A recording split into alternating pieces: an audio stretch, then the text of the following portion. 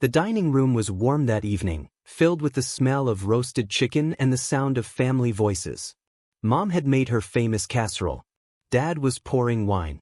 My sister Amanda sat next to her husband, Derek, who was already laughing at his own joke before anyone else had even heard it. I was sitting across from him, passing the salad bowl to my left, trying to be invisible in the way I'd perfected over years of these dinners. "So, Jordan," Derek said, his voice cutting through the conversation like it always did, "how's that little project of yours going? Still pushing papers around at the office?" He grinned like he'd said something hilarious. Amanda laughed nervously. Mom and Dad exchanged a quick glance, the kind of look that said they'd heard this before.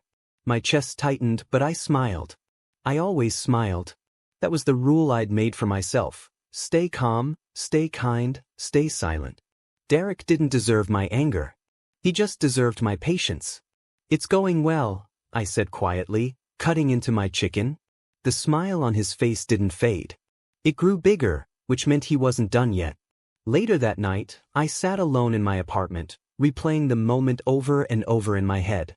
Derek's voice echoed, "That little project of yours." My hands were shaking as I poured myself water. The shame had a cold quality to it, like frost spreading across a window. I'd spent the whole dinner thinking about how to respond, planning clever comebacks in my mind, but when the moment came, I just smiled and said nothing. I looked at my phone. 11:45 at night, and I was still thinking about Derek. How had I let this happen? How had I let someone's words affect me so deeply? I realized something in that moment. Something that felt like a switch flipping inside my chest. I was done. Not done with my family. Not done with these dinners. But done pretending that Derek's words didn't hurt. Done accepting his mockery as if it were normal. Done being the quiet one who everyone walked over. Something inside me had changed and I couldn't change it back. The pattern had been happening for years. I thought back to dinners from the past, so many dinners, stretching backward like a long, painful road. 2 years ago, Derek had made a crack about my boring office job. 3 years before that, he'd asked why I wasn't married yet, as if my career was somehow the reason. Last Christmas, he'd spent 20 minutes talking about his big deals and his important clients, making sure everyone knew how successful he was. And every single time, I'd sat there quietly, absorbing it, letting it settle on me like dust. The worst part wasn't even the jokes themselves. It was that Derek genuinely believed what he was saying. He actually thought he was better than me. He believed it the way some people believe the sky is blue. It was just a fact to him, something obvious and true. He walked into family gatherings like he owned them, his confidence so thick you could almost see it. And everyone else? They just let it happen. Not because they agreed with him, but because nobody wanted to start a conflict. They wanted peace. I'd wanted peace too. But peace, I was learning, sometimes came at a cost. The memory came back suddenly one afternoon while I was at work. It was about 5 years ago, before Derek had really started the mockery. He'd been struggling with his job back then, something about a difficult client, a project that had fallen apart, a boss who didn't appreciate his work. I remembered him calling me one evening, his voice different. Smaller. He'd asked if I could help him, and I had. I'd given him advice on how to handle the situation. I'd made a phone call to someone I knew. I'd helped him get connected with a mentor who could guide him. At the time, he'd been grateful. He'd even thanked me in front of everyone. But somewhere along the way, he'd forgotten that I'd done that. Or maybe he just didn't care anymore. Maybe my help had become part of his success story, and he'd erased my role from it. Now, 5 years later, he mocked the very thing I'd built. My career, my work, the hours I'd spent becoming good at what I do. He used my help as a stepping stone and then kicked me down. The realization made my stomach turn. I worked quietly at my job, the kind of work that doesn't make headlines but keeps companies running. I'd spent the last 7 years building my career one skill at a time, one project at a time, one success at a time. Nobody applauded what I did. There were no big announcements. But the work was solid and I was good at it. Really good. Meanwhile, Derek thrived on image. Everything about him was loud. His clothes, his laugh, his stories, his opinions. He talked constantly about his deals and his contacts and his importance. He believed that if he talked loud enough and often enough, people would believe he was important. And a lot of people did. But I knew the truth. I worked with people from Derek's company sometimes, through connections and industry events. I'd heard things. Derek was competent, sure, but not exceptional. He made decent money, but he wasn't the star he pretended to be. He was just a guy with good marketing skills, good at selling the idea of Derek, but not necessarily at delivering real results. Meanwhile, I was building something real, something solid, something that would last. I just didn't talk about it. I just did the work. What nobody in my family truly understood was the cost of my kindness. They saw someone who was always available to help, which was true. They saw someone who never complained, also true. But they didn't see the nights I'd stayed up working late to help them with their problems. They didn't see the times I'd put my own projects on hold to support someone else's crisis. They didn't see the emotional energy it took to always be the steady one, the reliable one, the person who could be counted on to stay calm and handle things. My mom depended on me to listen to her worries. My dad asked me for advice about investments. My sister called me when she and Derek fought. And I showed up for all of it, every single time. I did it because I loved them. But somewhere along the way, it had started to feel like a cage. I was so busy being there for everyone else that I'd almost forgotten to build something just for myself. Almost. But not quite. My best friend, Marcus, came over for coffee one Saturday morning. He'd been my friend since college, and he could read me like a book. I'd told him about the dinner, about Derek's comments, about the way I'd just sat there and taken it. Marcus listened quietly, then he set down his coffee cup and looked at me directly. "You don't deserve this," he said simply. I remember the words hitting me like a wave because they were so direct, so clear. Marcus didn't often give advice. He usually just listened. But this time, he was telling me something true. "Jordan, you're one of the smartest, most hardworking people I know. Derek is an insecure guy who needs to put other people down to feel big. And you're letting him do it.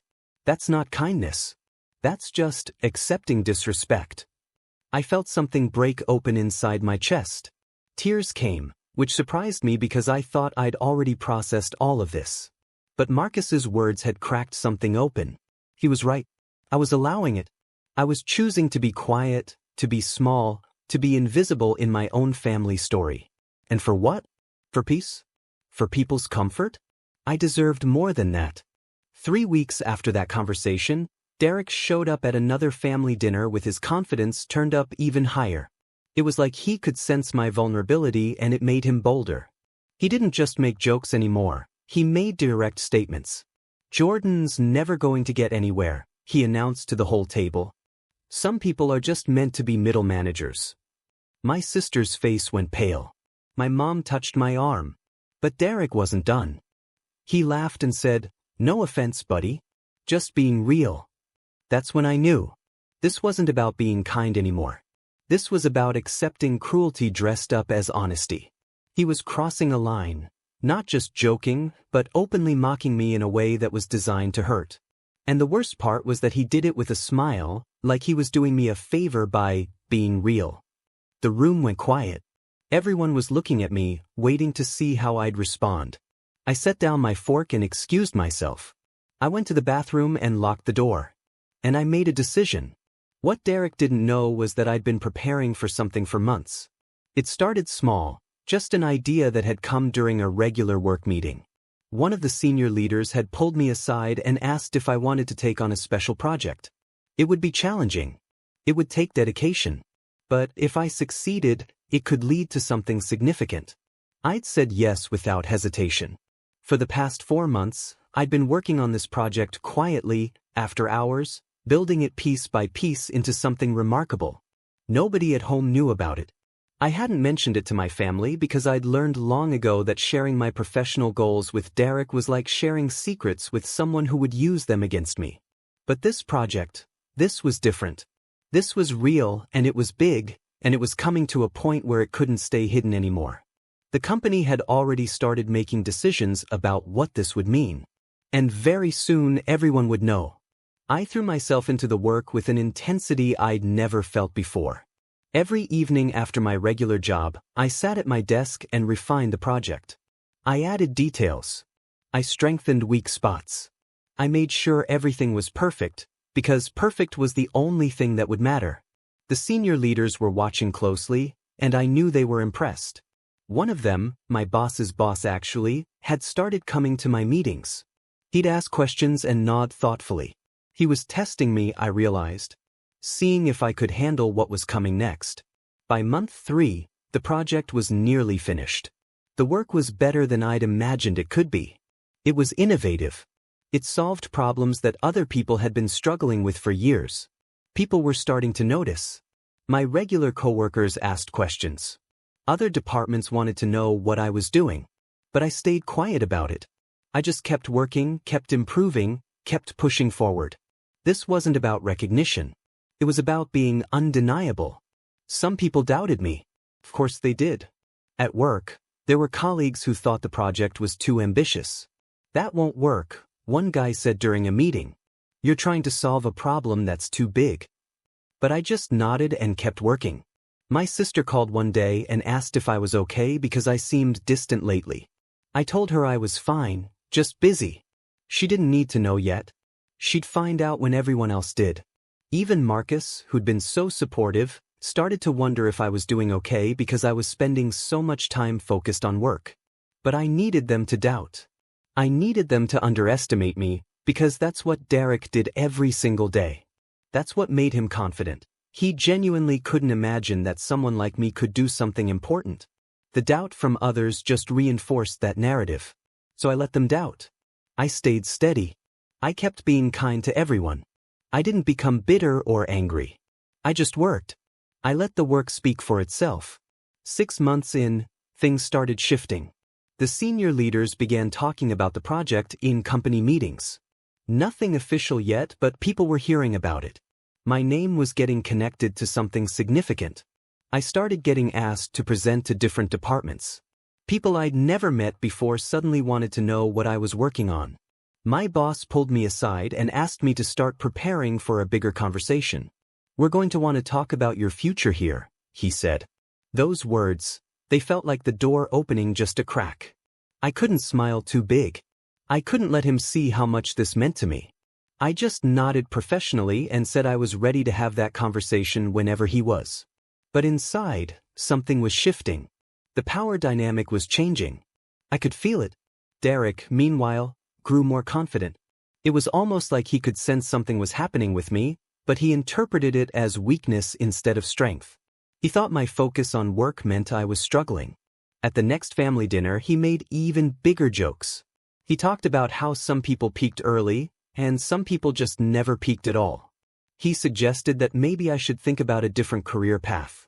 He said it all with a smile, with that confidence that told me he genuinely believed he was helping me see the truth about myself.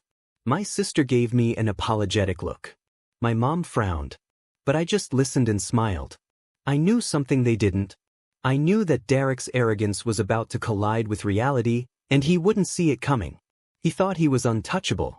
He thought he'd always be able to talk down to me. He thought the power dynamic between us was permanent. But it wasn't. It was about to change. The final breaking point came at a casual family get-together at my parents' house. Nothing formal, just a Sunday afternoon with food and conversation. Derek was there with his usual confidence, dominating the conversation as always. At one point, he directly said to me in front of everyone, "You're a good guy, Jordan, but let's be honest, you're not going to be successful like me. You don't have the personality for it." The room went silent. Not the polite silence of people being uncomfortable, but a real, shocked silence. Because what Derek had said wasn't just mean, it was cruel. It was the kind of thing you can't take back or laugh off. My mom's face went red. My dad stood up from his chair. My sister looked at Derek like she was seeing him for the first time. And I felt something crystallize inside me. This was it. This was the moment I'd been waiting for. 2 days later, I got a call from my boss. "We're ready," he said simply. "We want to make the announcement next Friday. Senior Vice President of Strategic Innovation. It's yours if you want it."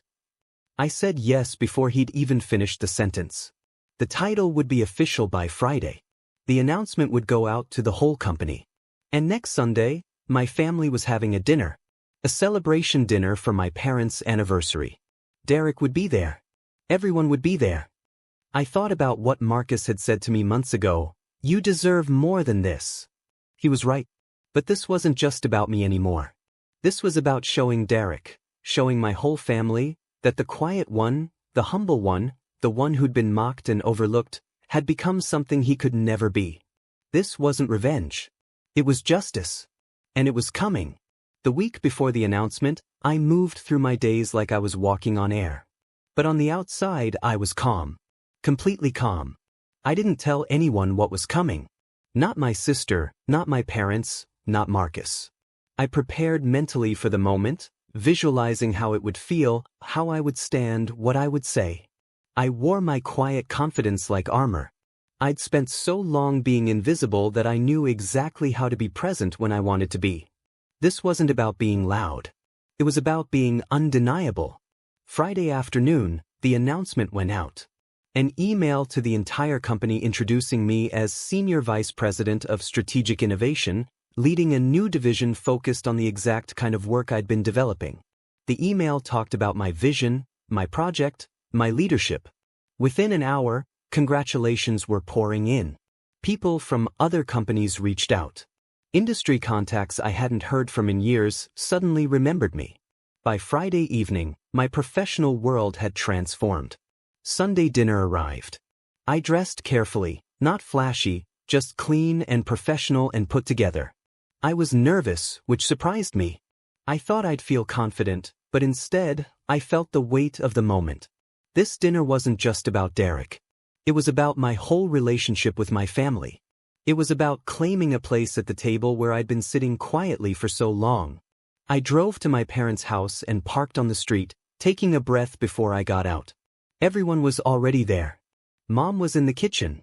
Dad was setting the table. Amanda and Derek were in the living room talking about their weekend. When I walked in, there was nothing obviously different about the moment. Just a regular family dinner. Just Jordan arriving to celebrate Mom and Dad's anniversary. But everything was different. I was different. And soon, everyone would see it. Dinner started normally. Dad made a toast to Mom. Everyone clapped. We ate and talked about regular things. Work, the weather, upcoming plans. Derek was in his element, telling a story about a client meeting that had gone well for him. He was confident and loud and completely unaware of what was about to happen. I watched him talk, watched him laugh at his own jokes, and I felt oddly calm. This wasn't about anger. It wasn't about humiliation. It was just about truth. When dessert came out, my dad looked at me with a knowing smile. My sister froze mid-bite. My mom smiled and said, "Jordan has something to share with everyone." The room got quiet. Derek put down his fork and looked at me like I was about to make some small announcement about a promotion or something minor. He was still smiling that confident smile. He still didn't understand what was coming. I stood up slowly. I was shaking a little, but my voice was steady.